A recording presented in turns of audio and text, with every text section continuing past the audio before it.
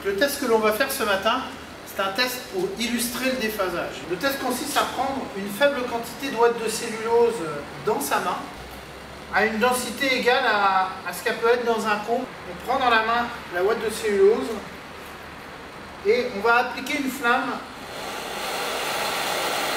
d'un chalumeau à 2000 degrés directement sur la ouate de cellulose.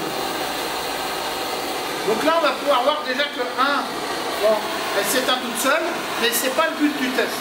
Le but du test c'est de montrer que la chaleur ne traversera pas. Avec la flamme directement et la main derrière. Donc la chaleur ne traverse pas, c'est ça le déphasage. Les fibres de la ouate de cellulose empêchent l'air chaud de traverser. Exactement ce qui se passe en été quand le soleil frappe sur les tuiles et qui fait 60 degrés dans les combles, la chaleur ne traverse pas.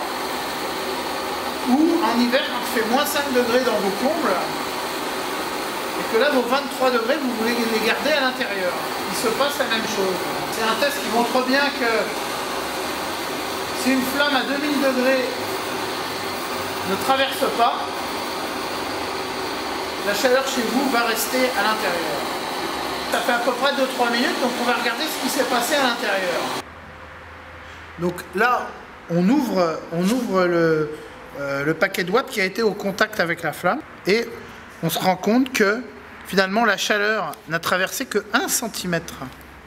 Donc c'est ça le déphasage, c'est ça. C'est la capacité du produit à couper la circulation d'air chaud à l'intérieur.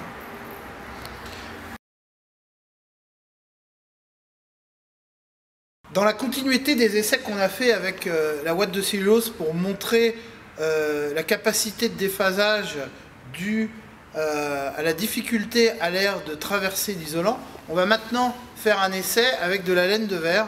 Alors c'est un panneau de 10 cm traditionnel que 90% des clients ont dans leur comble. Dans les mêmes conditions, on va appliquer la flamme sur la laine de verre.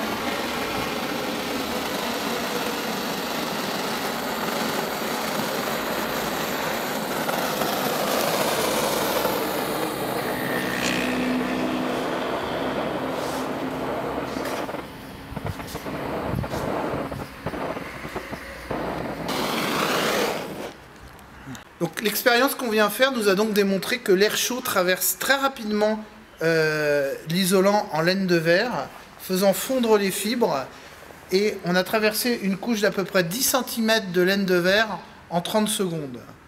L'air chaud traversant très vite la laine de verre, le déphasage est très court, et donc ça impacte réellement sur la consommation électrique à l'intérieur d'un logement.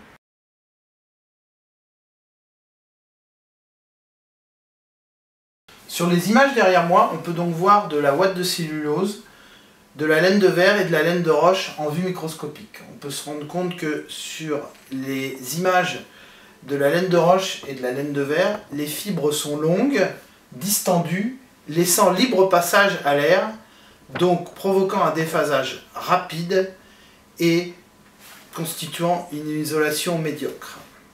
Sur la vue microscopique de la ouate de cellulose, on se rend compte que les fibres sont organisées de manière à constituer des alvéoles emprisonnant l'air. De cette manière, ni le chaud ni le froid ne peut circuler librement, ce qui constitue le principe même de l'isolation.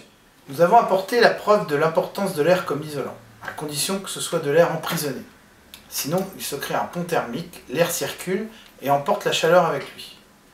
Nous pouvons dire que, de manière générale, les matériaux présentant le plus d'air emprisonné sont les plus efficaces. L'air est le meilleur isolant à condition de ne pas circuler.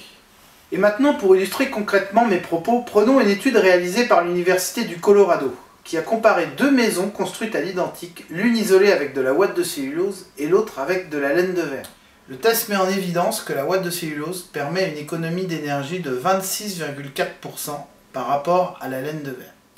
La ouate de cellulose installée dans un logement espace les périodes d'apport calorique en hiver, diminuant d'autant les factures d'énergie. En été, elle apporte du confort thermique en éliminant quasiment le cycle jour-nuit de variation de température, vous évitant les bouffées de chaleur de fin d'après-midi.